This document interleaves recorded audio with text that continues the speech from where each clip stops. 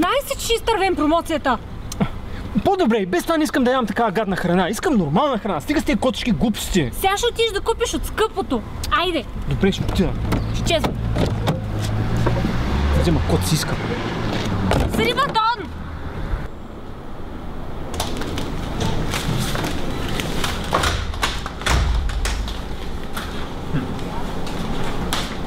Домати.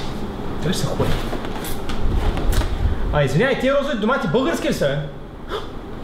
Това е Жоро Докера.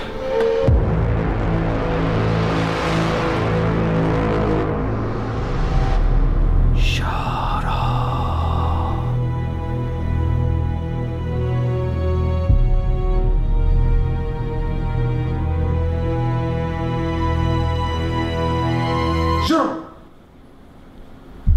Какво е това на лицето ти?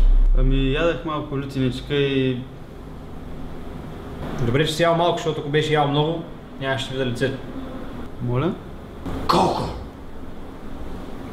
Колко какво? Струва банана. 20-50.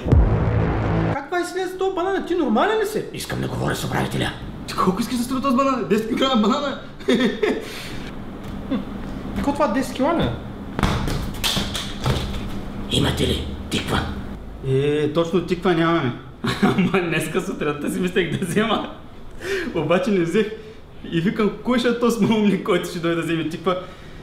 И ти дойде да искаш тиква. Добре.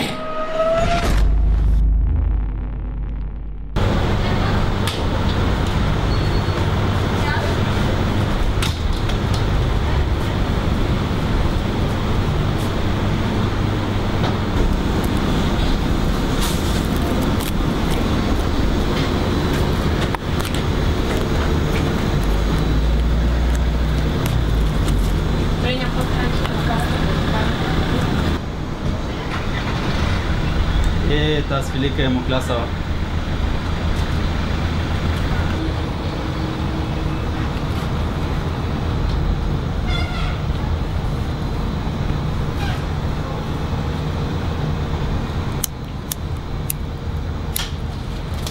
Тук няма никой в този магазин?